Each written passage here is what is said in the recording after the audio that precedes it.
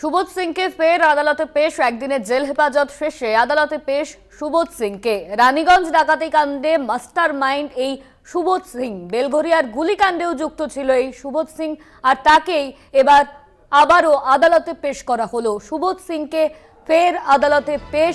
একদিনের জেল হেফাজতের পর আদালতে পেশ সুবোধ সিংকে। সুবোধ সিংকে ফের আদালতে পেশ করা হলো। বিনিময়ে ঋণ প্রদানকারী সংস্থার সঙ্গে যুক্ত ছিল এই সুবোধ সিং, মাস্টার মাইন্ড ছিলেন এই সুবোধ। রানীগঞ্জে স্বর্ণ ব্যবসায়ীর বাড়িতে ডাকাতির মাস্টার মাইন্ডও ছিলেন এই সুবোধ। তাকেই আদালতে পেশ করা হলো। একদিনের জেল হেফাজত শেষে আদালতে পেশ সুবোধ সিংকে।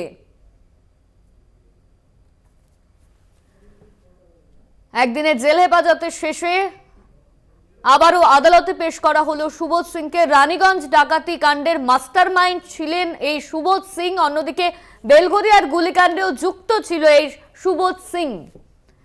এই সুবোধ সিংকেই আদালতে পেশ করা হলো। সেই ছবি আপনারা দেখতে পাচ্ছেন। একদিনের জেল হেফাজত শেষে আদালতে পেশ সুবোধ সিংকে।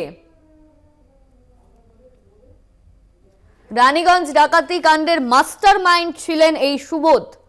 বেলঘরিয়া গুলিকাণ্ডেও যুক্ত ছিল এই সুবোধ সিং, আর তাকেই আদালতে পেশ করা হলো। একদিনের জেল হেফাজতের পর ফের আদালতে পেশ করা হলো সুবোধ সিংকে।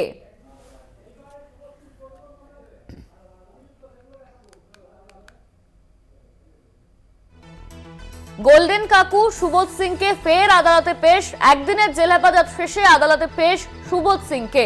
রানীগঞ্জ ডাকাতি কাণ্ডে মাস্টার মাইন্ড এই সুবোধ সিং বেলঘরিয়ার গুলিকাণ্ডেও যুক্ত ছিলেন। গোল্ডেন কাকুর কীর্তি ফাঁস। একদিনের জেল হেফাজতের পর ফের আদালতে পেশ করা হলো সুবোধ সিংকে।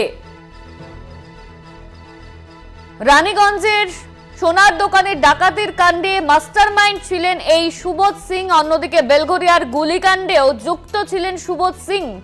2019-এ আসানসোলের শোরুমে ডাকাতি, 2022-এ রানীগঞ্জের স্বর্ণ ব্যবসায়ীর বাড়িতে ডাকাতি, 2024-এর 9ই জুন আসানসোলের রানীগঞ্জে ডাকাতি, 2017-এ আসানসোলের হীরাপুরের স্বর্ণ ঋণ সংস্থায় ডাকাতি, 2017-এ দুর্গাপুরের স্বর্ণ বিনিময় ঋণ প্রদানকারী সংস্থায় ডাকাতি সুবোধ সিংয়ের।